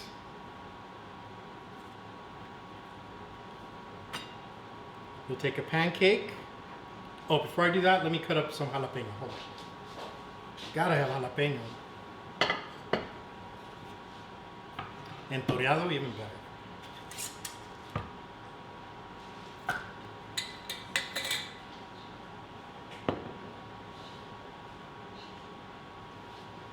All right.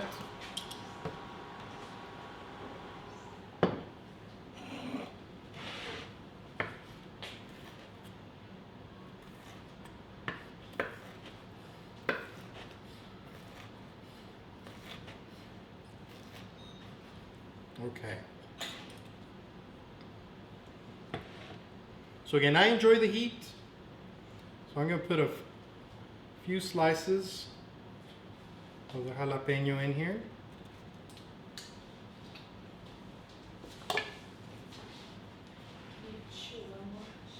Hmm? One more of the cutting? Yeah, I'll cut up another one right now. Okay, now you're going to take your filling and then just plop it down on there.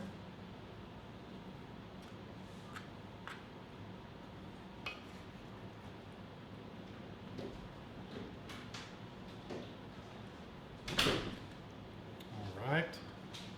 I'm going to cut up some more jalapeno in 1 second here.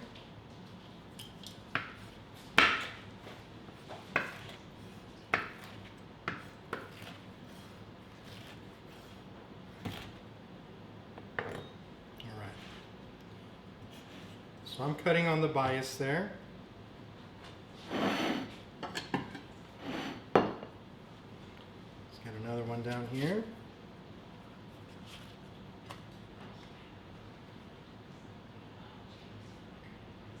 All right, let's put some of these down here.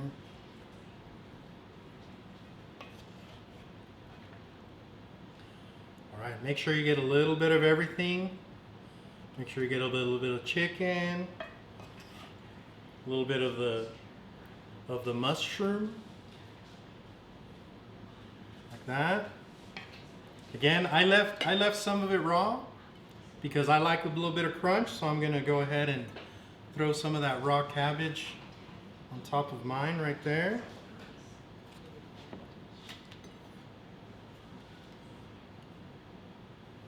This one I'm gonna give to my daughter, so I'm not going to put any jalapeno in this one. A little bit small.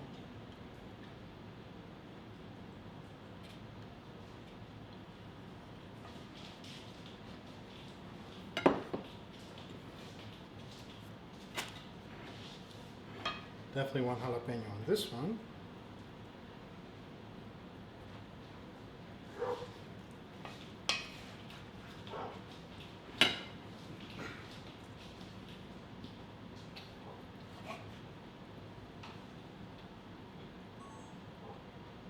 All right.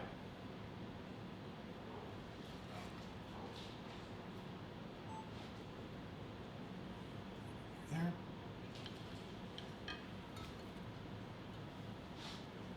A little bit more for crunch right here and right here.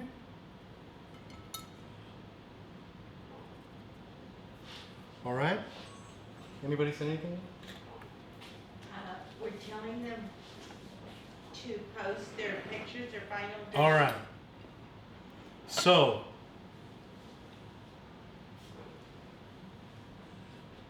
can you see that? Beautiful color. So how do you eat this, you ask? They probably ate it something like this.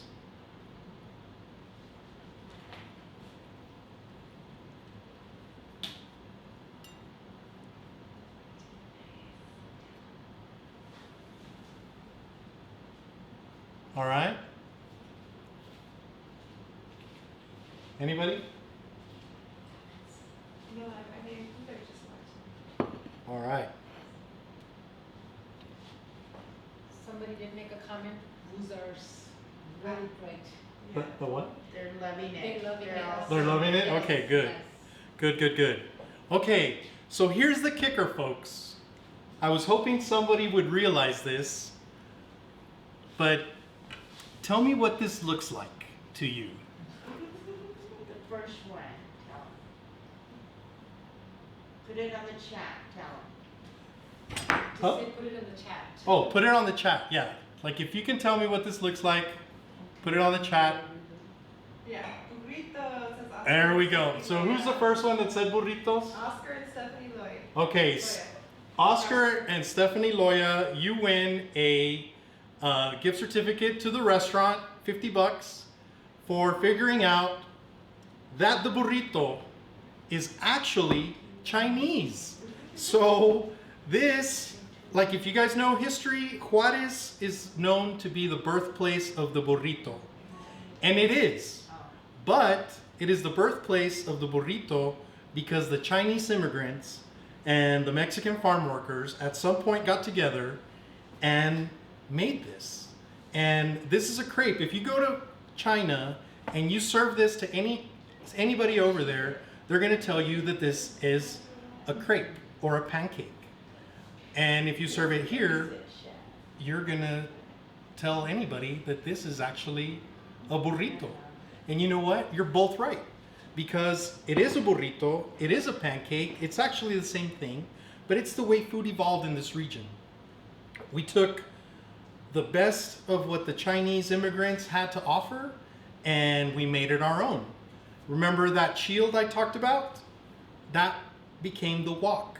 And as the railroad workers were traveling with the railroad, they were making woks or discos out of train wheels. So a Mexican farmer said, I could probably do that too. And they started making it out of tractor wheels.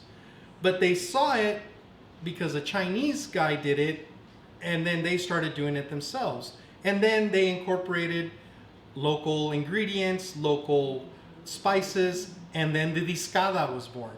But the discada, again, that was born out of a Chinese immigrant that was making woks out of train wheels as they were building the railroads. And this easy recipe for flour tortillas, if you go up and down the border, on the Mexican side, flour tortillas, you will only find those on the Mexican states that border the United States.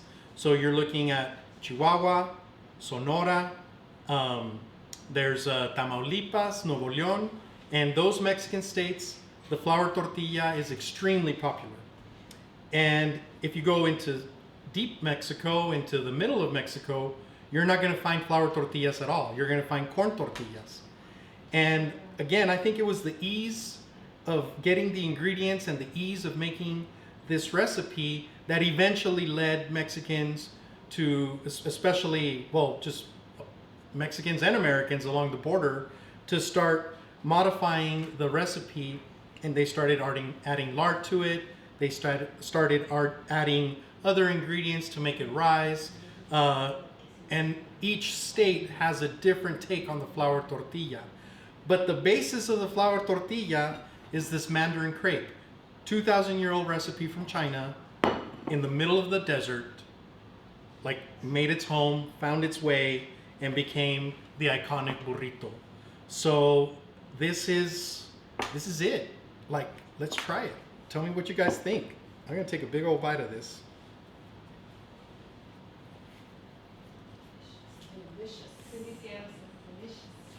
tastes delicious. Mhm. His mouth is full. Look at, I love. I may be a little biased, but this is good. Call it a burrito, call it a pancake, call it a crepe, call it whatever you want. It's just delicious. So I hope you guys agree. I hope you guys had fun. I hope you guys learned a little bit something. I got many stories related to food and how all these different cultures mixed in this region, and the foods that we got here are truly special because of the people. And the people in this region are what make this region so special. And it's such a friendly place. You know, we had such a big mix of cultures throughout the years, and everybody left a little spice along the way, a little sazon along the way, and that's what Chuco cuisine is. It's just the seasoning, the sazon of the region. And we have Middle Eastern families that moved in here around the same time as the Chinese got here. Now they're real estate developers, real estate owners. They're such an important part of our community. And in my recipes, I take all that in. I take in the Native American, the Buffalo Soldiers. I take in the Middle Eastern families that moved here, the Chinese immigrants that built the railroads, and even later on, the maquiladoras. Before that, the German Air Force. You know, the Germans were here for over 55 years, and they left their print in the city, and definitely their flavor on the city. And the maquiladoras, why do you think we have sushi in the middle of the desert? Well, it's because all these Japanese companies opened up in the early 80s, and they brought engineers, managers, all the top brass were all Japanese. So we had an influx of Japanese families moving into the region, and eventually they brought some cooks with them. And, you know, sushi was born, you know, on the border. And in Juarez, they loved it, and they said, you know what, we're gonna put our touch on it. So I know that there are some people that are sushi purists that don't like sour cream or anything like that. But that's just evolution. That's like the people of Juarez saying, we love this food, we're gonna put our mark on it. And that's how we got, you know, fried sushi rolls. So this continues to happen. We continue to get more people coming into the region and bringing their flavors. And we're just putting them together in a way that we understand it, in a way that makes us happy, in a way that makes our stomachs happy. And food's a great thing, and the food scene in the region is really so much deeper, goes so much deeper, and it's so complex. It's so much more than just Mexican cuisine, which we have awesome cuisine, of course. But this is it. That's what Chuco Cuisine is about. And so I hope you guys enjoyed this recipe. I hope you guys make it with your friends. I hope you guys enjoy it right now. Definitely wash it down with the wine. It's amazing with the wine. And if we have any questions, I think right now is the time to go ahead and take them. Let's